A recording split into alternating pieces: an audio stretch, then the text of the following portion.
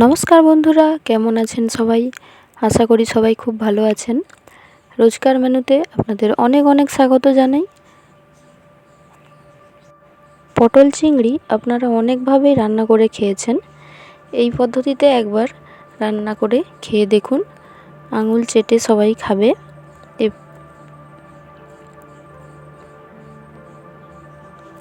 ভিডিওটি স্কিপ না করে সম্পূর্ণ দেখার অনুরোধ রইল। আমি এখানে পটল নিয়ে নিয়েছি।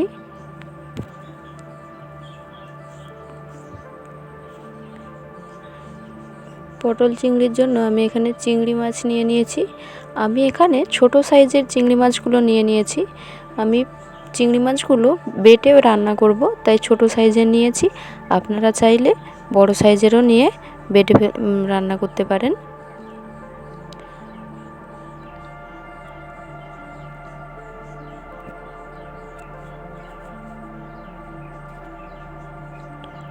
পটলগুলো আমি কেটে খুব ভালোভাবে ধুয়ে নিয়েছি এবং এখানে আমি দুটো আলু কেটে নিয়েছি। আমি আলু এখানে অ্যাড করছি, আপনারা চাইলে আলুটা না দিতে পারেন, শুধুমাত্র পটল এবং চিংড়ি দিয়েও করতে পারেন।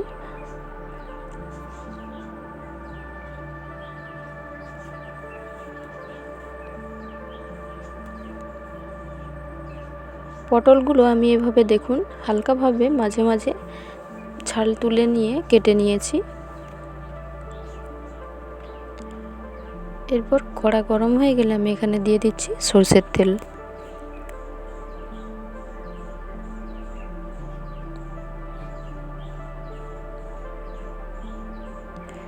তেল গরম হয়ে গেলে আমি এখানে দিয়ে দিচ্ছি কেটে রাখা পটলগুলো।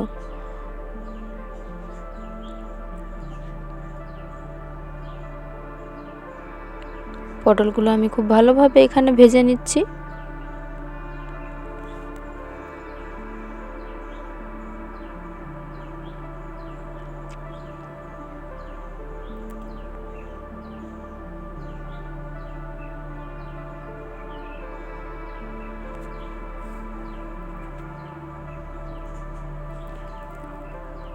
কিছুক্ষণ ভাজা হয়ে গেলে আমি এর মধ্যে দিয়ে দেব সামান্য পরিমাণ লবণ।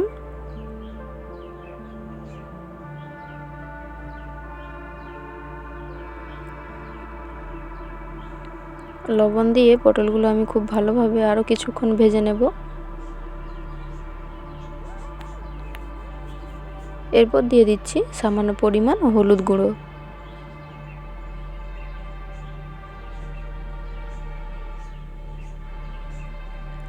আরও কিছুক্ষণ ভেজে নিয়ে আমি দেখুন এভাবে পটলগুলো আমি ভেজে নিয়েছি। খুব বেশিভাবে আমি ভাজবো না। এরপর ওই তেলের মধ্যেই আমি আলুগুলো একইভাবে ভেজে নেব।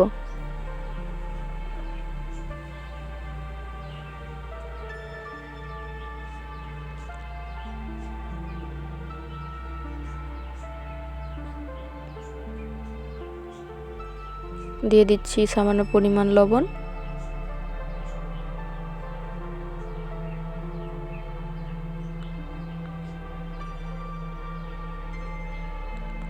আমি এখানে আর হলুদ গুঁড়ো অ্যাড করলাম না। পটল ভাজার সময় আমি যে হলুদটা দিয়েছিলাম ওই তেলের মধ্যে রয়ে গেছিলো।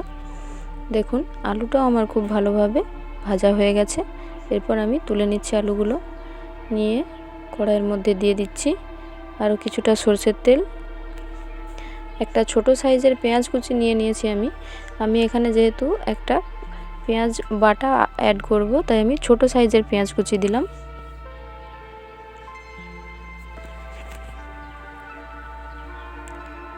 পেঁয়াজটা অল্প কিছুক্ষণ ভেজে আমি এখানে দিয়ে দিচ্ছি 3টে কাঁচা লঙ্কা চেরা।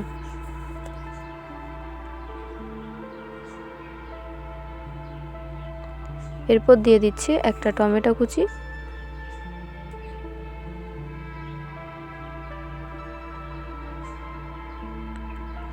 এগুলো অল্প কিছুক্ষণ তেলের মধ্যে নেড়ে নিয়ে আমি এখানে অ্যাড করব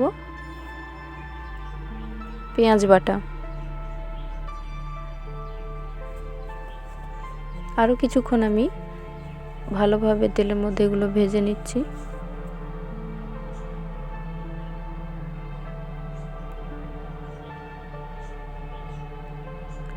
এরপর দিয়ে দিচ্ছি 1 চামচ পরিমাণ লঙ্কা গুঁড়ো, লঙ্কার পরিমাণটা আপনারা আপনাদের মতন দেবেন। হলুদ গুঁড়ো দিয়ে খুব ভালোভাবে কিছুক্ষণ নেড়ে নিচ্ছি।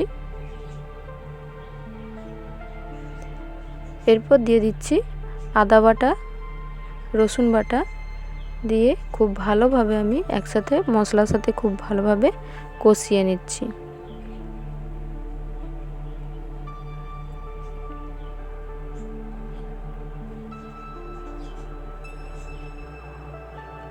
দুই মিনিটের মতো আমি এখানে মশলা খুব ভালোভাবে কষিয়ে নিয়েছি।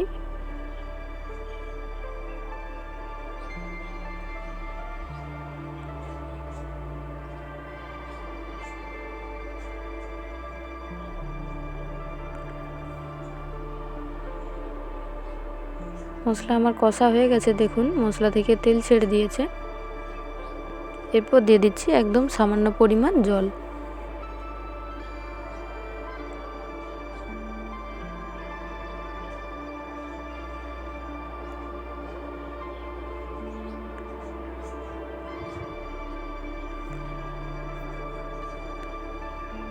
মশলা কষা হয়ে গেছে, এরপর আমি দিয়ে দিচ্ছি চিংড়ি মাছ, বেটে রাখা চিংড়ি মাছ। আমি এখানে চিংড়ি মাছ 60% বেটে নিয়েছি, পুরোটা আমি বেটে নিইনি। 60% বেটে নিয়ে আমি এবারে মশলার সাথে খুব ভালোভাবে চিংড়ি মাছটা কষিয়ে নেব। 3 থেকে 4 মিনিট প্রায় আমি মশলার সাথে নেড়ে এটা কষিয়ে নিচ্ছি।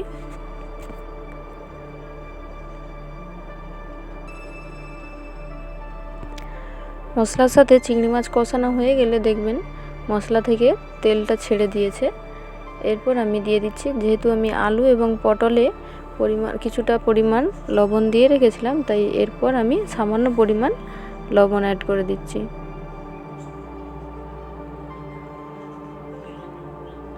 মশলা কষানো হয়ে গেছে, এরপর আমি দিয়ে দিচ্ছি সামান্য পরিমাণ জল, দিয়ে আরও কিছুক্ষণ আমি ভালোভাবে নেড়ে নিচ্ছি।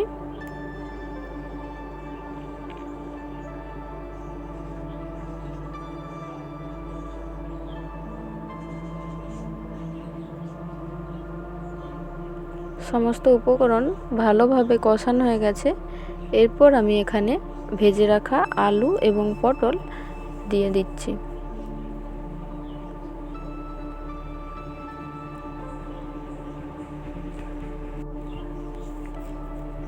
মশলার সাথে আলু পটলগুলো আমি 2 মিনিটের মতন কষিয়ে নিয়েছি। এতে মশলার ফ্লেভারটা আলু এবং পটলের মধ্যে ঢুকে যাবে।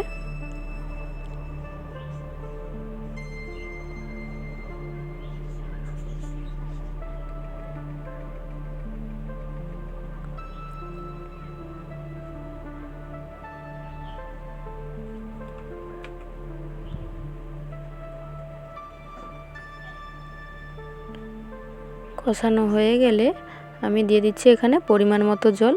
আপনারা আপনাদের পরিমাণ মতো জলটা দেবেন, কে কতটা গ্রেভি রাখবেন। দেখুন খুব ভালোভাবে জল দিয়ে আমি 3 থেকে 4 মিনিটের মতো ফুটিয়ে নিয়েছি। সব কিছু আলুগুলোও খুব ভালোভাবে সেদ্ধ হয়ে গেছে। এরপর আমি গ্যাস অফ করে উপর থেকে 1/2 চামচ পরিমাণ গরম মশলা গুঁড়ো ছড়িয়ে দিচ্ছি। এরপর নেড়ে চেড়ে নিয়ে সার্ভ করুন। আপনারা অনেকভাবেই খেয়ে দেখেছেন পটল চিংড়ি, এভাবে একবার বানিয়ে দেখুন। মাংস সাইডে রেখে দিয়ে এই পটল চিংড়ি খাবে সবাই। খেতে দুর্দান্ত স্বাদের হয়, তাই সবাই অবশ্যই একবার বাড়িতে ট্রাই করে দেখবেন। ভিডিওটি কেমন লাগলো অবশ্যই জানাবেন কমেন্ট করে, এবং ভিডিওটি ভালো লাগলে লাইক, কমেন্ট এবং শেয়ার করে দেবেন, এবং আমার চ্যানেলটি সাবস্ক্রাইব করে দেবেন। সবাই ভালো থাকবেন, সুস্থ থাকবেন। দেখা হবে পরের একটি ভিডিওতে।